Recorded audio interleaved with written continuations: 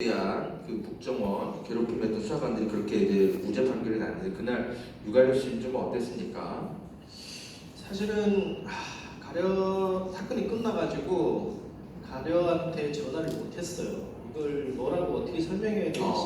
왜냐면 저희는 그런 결과를 단 한 번도 생각해본 적 없거든요. 왜냐면 앞서 10년 전에 형사 사건에서 판결문에 이미 국정원 안에서 이제 부당하게 수사하고 가혹행위가 있었다고 판결문이 맹신되고 그게 대법원까지 확정된 부분이고, 그리고 문재인 정부가 들어와서 이제 뭐 과거 수사라든가 뭐 이제 그 여러 이제 수사 과정에서 국정원 내 수사관들이 가혹행위가 있었다고 그 근거에 그쳐야 가지고 사실 검찰이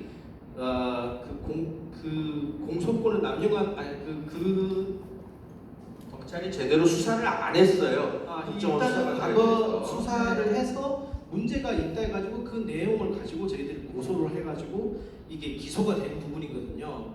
근데 참 그 재판하는 동안에 저는 세상에 재판을 이렇게 해도 되는구나 하는 거를 처음, 검사가 일단은 1심 재판을 3년 넘게 했습니다. 3년 넘게 기가 했고, 막히죠, 여러분. 예, 기간. 네. 아니 무슨 엄청나게 복잡한 사건도 아닌데 3년을 끌었어요. 아주 증거가 명확하고 한 사건인데도 불구하고 판사가 사건을 진행을 안 합니다. 그러다 보니까 3년이라는 시간을 걸렸고요. 네. 그 3년 동안에 검사가 6번 바뀝니다. 네. 검사가 올 때마다 사건을 몰라요. 모르는 게 아니라 제가 볼 때는 이 사건을 본인들이 깊이까지 알려고는 안 하더라고요. 심지어 이 사건에서 저희 변호인단 뭐 양승봉 변호사님이나 이제 장경 변호사님이나 김진경 변호사 여러 변호사님들이 이 사건을 계속해서 팔로잉 안 할 수가 없는 게 검사가 일을 제대로 안 하고 증인 신문할 때 그 증인 신문한 그 내용까지 저희들이 준비해서 검사한테 갖다 바쳐야 돼요. 네, 아무튼 이 자세한 이 사건의 경위는 저희 리포액트 기사로 많이 이제 또 전달해 드리겠습니다. 그러다 보니까 그러니까 판사도 2번 바뀌고, 그러니까 그 오랜 시간 동안 진행됐던 그 판사는 최후 변론을 남겨놓고 가버리고, 새로운 판사는 최후만 변론을 듣고 기각 판결을 내는데요. 저희들은 참 너무 힘들더라고요. 네. 이게 현실이라는 게 너무 힘들더라고요. 그래서 좀 저희가 계속 이렇게 좀 어려운 가운데서도 이렇게 피해자 유성 씨 계속 여러분께 계속 이렇게 소개해드리고 이런 이유가 있습니다. 이게 여전히 끝나지 않은 사건이에요. 많은 사람들이 이제 10년이나 지났으면 된 거지 그만 좀 해라 또 이렇게 생각하실 수 있는데 그렇지 않습니다. 김은민 의원님, 네, 이번 판결 보셨죠? 혹시 바쁘신 가운데서 좀 어떻게 보셨습니까? 네. 이게 이제 대표적인 국가폭력이고 법원의 판결에 의해서 국가폭력이 확인된 사건이거든요. 지금 국정원 직원 수사관 2명 기소 얘기했지만 그 앞전에도 굉장히 많은 사람들이 기소됐고 실제로 처벌까지 받았던 사건이기 때문에 국가폭력이 여러 판결에 의해서 확인된 사건입니다. 그렇다고 하면 지금 이제 이번 판결에서도 그 국가폭력의 가장 실질적인 진행자들이 2명이 재판을 받았기 때문에 좀 명확하게 확인을 해주고 이런 그 불행이 다시 반복되지 않게 법원이 막아줘야 되거든요. 한 번이라도 제대로 처벌받으면 국정원 직원들이 다시 이런 일 벌이기 되게 어렵습니다. 처벌을 받았기 때문에. 그래서 이런 것들 일벌백계를 하는 것들을 법원이 하는 게 의무였는데 그런 중차대한 의무를 좀 방기한 것 아닐까 이렇게 생각이 들어요. 또 한편으로는 이 사건이 아까도 뭐 확정 판결도 있었다고 하는데 이게 제보 편지가 있었거든요. 국정원 직원이 저에게 예전에 제보 편지를 하나 보냈는데 익명으로 거기에 보면은 이 지금 방금 말했던 이 2명을 증언 연습을 시켰고 그다음에 위장 사무실을 만들어서 검찰 압수수색에 대비했다 이런 얘기들이 나왔거든요. 그래서 저한테 안 알려주셨어요. 아니 이제는 제가 기자회견까지 했던 그래서 제가 한번 드릴 기억이 납니다. 그 제보 편지대로 실제로 검찰이 그 뒤에 수사를 많이 했고 상당 부분도 밝혀낸 것들이 있거든요. 그래서 그 제보 편지의 신빙성이 상당히 높았는데 그런 내용들이 이번에 판결에 제대로 반영되지 않고 오히려 증거로 제출도 안 했을 거예요 아마 검찰이. 오히려 피해자인 유가려가 거짓말한 것처럼 그 사람의 말을 믿을 수 없다라고 판단한 것은 피해자를 2번 죽이는 것이거든요. 그래서 매우 부적절한 판결이지 않았을까 그러니까 당연히 그 김수문 판사도 문제고요. 그분이 사실 또 알고 봤더니 국정원 근무 이력이 있는 판사더라고요. 신기하게 또 그 사람을 또 판사로 앉혀놨다가 선고만 앞두고 어딘가로 딴 데로 이제 도망갔다는 표현을 쓸 뻔했어 제가. 전글을 갔습니다. 근데 제가 볼 때 도망간 것 같습니다. 아무튼 그래서 그런 일이 벌어졌는데 이런 제보가 있고 뭣도 있고 했는데 어떻게 판사가 그럴 수 있냐 여러분 생각하시겠지만 판사도 저는 책임이 매우 크지만 사실은 검찰이 판결을 농단할 수 있는 구조가 있습니다. 뭐냐면 그러니까 이거를 유죄를 입증할 만한 증거를 판사한테 일부러 제출을 안 하는 것들이 너무 많이 보여요.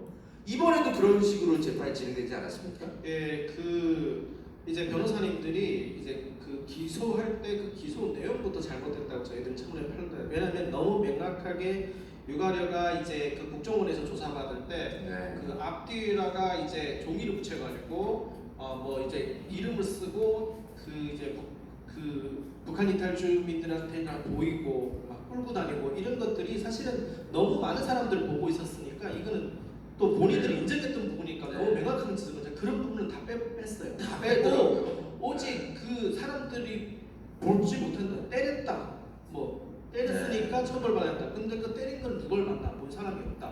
그 때린 거에 대해서는 당사자 진술밖에 없다 이렇게 얘기하거든요. 사실 그 때린 걸 보지 못했지만 그 때린 부분이 그 맞아서 얼굴이 이제 퍼렇게 되고 빨갛게 된 부분은 거기 같이 있던 북한 이탈 주민이 봤어요. 실제로 이 재판이 나와서 진술을 했어요. 근데 판사가 10년 전 일을 그렇게 기억할 수 없다고 그 진술을 신빙성 없다고 나면 진짜 그렇게 할 수도 있어요. 진짜. 검사 얘기 나와서 제가 하나 꼭 짚고 넘어가야 될 것 같은데요. 이게 원래는 국가보안법상 무고날조죄, 사건을 조작한 범죄로 처벌을 해야 되는 사안입니다. 그러면 간첩죄를 기소했잖아요. 그러면 간첩죄의 동일한 법정형, 사형 무기 7년 이상으로 처벌을 해야 되는 사건입니다. 그러니까 국가보안법을 적용했어야 되는데 검사가 국가보안법을 적용하지 않았죠. 또 한편으로는 제 기억이 맞다라고 하면 이 사건을 기소한 검사가 정진웅 검사거든요. 정진웅 이름 많이 들어보지 않습니까? 네. 잘 기억이 안 나요. 한동훈 검사의 휴대폰을 압수수색해서 독직특혜물로 기소했죠. 일단 그 사건에서는 우리가 정의로운 검사를 기억하고 있는데 검찰 조직의 한계가 이렇습니다. 사안마다 이 사건에서는 이렇게 판단하고 이 사건에서는 이렇게 가고 결국에는 검찰 조직의 큰 뜻을 거스르지 않고 보호하려고 하는 그런 모습을 계속 지속적으로 보여주는 게 태반이거든요. 제가 이제 검찰 과거사위원회 위원을 했었잖아요. 그때 등장하는 여러 가지 사건 중에 한 사건은 피조사자이고요. 똑같은 검사가 한 사건은 참고인으로 우리한테 유리한 짓을 해줘야 되는 사람. 이런 사람들이 막 나옵니다. 그래서 이게 검찰의 어떻게 보면 개인의 성향이 아니라 검찰 조직의 문제이고 검찰의 민낯이다 이렇게 좀 볼 수 있습니다. 의원님, 네 아무튼 이 사건에 대해서는 우리 유우성 씨 한번 좀 다시 모시고 이야기 좀 들어봐도 되겠죠? 네 오늘은 이제 김용민 의원님이 이제 주인공이라 김용민 의원님께 한 번 더 질문을 드리면요. 뭐 어떻습니까? 이제 사실은 저는 이 판사도 문제였지만 검찰이 얼마든지 사법부를 기망할 수 있는 우리 사회의 어떤 사법 시스템의 문제가 이게 구조적으로 안 바뀌면 이런 일이 계속 반복되지 않을까 저는 그런 생각이 들었어요, 의원님. 그렇죠. 사실은 그 말씀하신 것처럼 법원의 문제도 분명히 있지만 그 앞단에 검찰의 문제가 이제 집약되는 거죠. 이게 나쁜 짓은 일단 국정원이 하는 것이었는데 결과적으로는 그 나쁜 짓을 검찰이 막아주고 은폐해준 국가 범죄를 또 저지르는 사건이에요. 이 사건은. 그래서 이제 검찰 개혁의 굉장히 중요한 상징적인 사건 중에 하나입니다. 국정원 개혁으로만 우리가 기억할 수 있는데 그래서 제가 이제 책을 썼습니다. 누가 죄인인가 되게 자세히 나오긴 하는데 처음에는 국정원의 범죄였다가 종국에는 검찰의 범죄를 귀결된 사건이고 이 사건 때문에 국정원은 대동수사권이 폐지가 됐습니다. 그렇지. 내년부터 이제 문재인 정부에서. 네. 그런데 더 큰 잘못이 있는 검찰은 여전히 권한을 그대로 가지고 있는 게 이게 가장 심각한 문제이죠. 그래서 아직 끝나지 않은 것. 물론 이제 피해자 개인으로서는 이 피해 회복도 회복이지만 가해를 한 사람을 제대로 처벌받지 못한 이 억울함 이런 것들이 여전히 남아있는 사건이고 우리 시민사회 그리고 우리 나라에 주는 여러 가지 이제 질문들이나 그런 문제의식들은 이런 것들입니다. 여전히 개혁되지 않고 계속 반복될 수 있는 구조가 남아있다라는 게 좀 심각한 문제입니다. 네. 이 정권 들어서기 전에는 사실 유호성 씨 사건을 바라보는 시각이 우리가 그래도 내 일이 아니고 다른 사람의 일의 느낌이었어요. 그런데 윤석열 검찰 독재 정권이 들어서고 나서는 이 사건이 우리 사건, 내 사건으로 느껴지는 거예요. 왜? 언젠가는 내가 그 피해자가 될 수 있겠구나를 정말 몸으로 체감할 정도로 공포감을 느끼고 있는 상황이에요. 근데 시민들 입장에서 어떤 생각이 드냐면은 검찰이 잘못해도 사법부가 제대로 판단을 내려주면은 재판부가 거기라도 신뢰를 할 수 있는데 거기도 믿을 수가 없어요.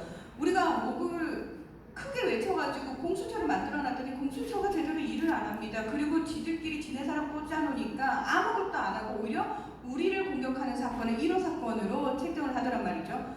자, 검수완박이라고 해가지고 검찰을 어떻게든 제어하기 위해서 우리가 힘들게 보통화시켜놨더니 이걸 또 되돌리는 꼼수를 씁니다. 도대체 검찰개혁 그리고 사법농단을 막을 수 있는 방법, 시민들이 더 이상 우리가 뭔가를 만들어 놓으면 그걸 그렇게 교묘하게 빠져나가는데 어떻게 할 수 있을까라는 지금 약간 무력감도 있거든요. 의원님 이 부분은 어떻게 하실 거예요? 네. 이걸 시청 계시죠? 진짜 저도 열받는데요. 사법부 기방죄 뭐 이런 법안도 검토해야 된다 이런 의견이 있더라고요. 조금 더 정확히는 법명목죄라는 세길책이야. 발의를 해놓은 상태인데 의원이 발의한 거였어요? 네. 아 역시. 통과가 안 되고 있고 또 하나는 사건 조작죄라고 아까 말씀드린 국가보안법 사건을 조작하면 동일한 죄를 처벌하는 그게 있는데 일반 사건에 적용이 안 되거든요. 그래서 그런 것들을 해놓는데 그거보다 근본적인 것은 검찰은 공소기관으로 만들어놓는 검찰에 제대로 완전히 바꿔놓는 이게 지금 근본적인 개혁이고요.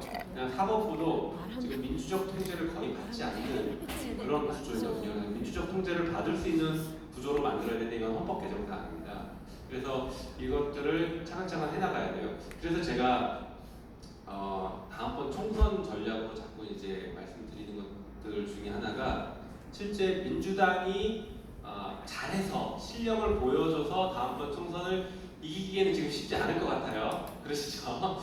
저는 그게 제일 좋다고 생각하는데 그게 지금 쉽지 않을 것 같다라고 하면 민주당에 대한 기대감 말고 우리가 시민사회를 바꾸고 나라를 바꿀 수 있는 기대감으로 총선을 치르자.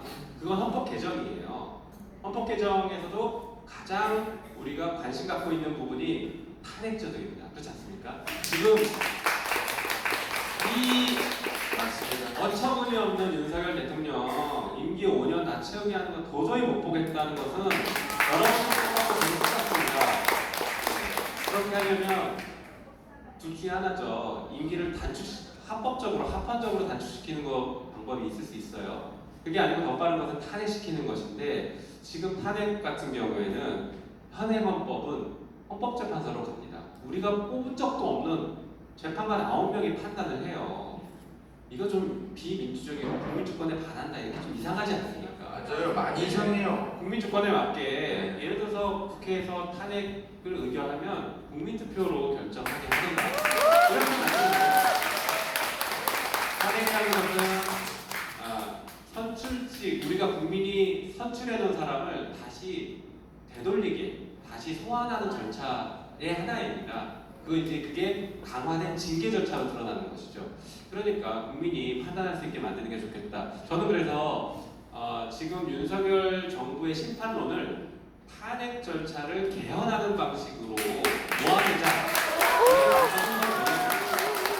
그리고 개헌을 하면서 사법개혁, 검찰개혁도 한 번에 참 밀어붙일 수 있다고 저는 보고 있습니다. 여러분 계속 절망에서 무력감에 앉아 계실 거예요.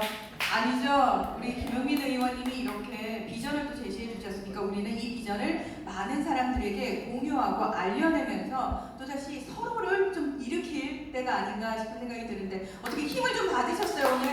네, 완전. 김용민 의원의 여러 장점이 참 많지만 제가 예전에 그 사적으로 밥 먹으면서 한번 대화했던 게 아직도 제 뇌리속에 강력한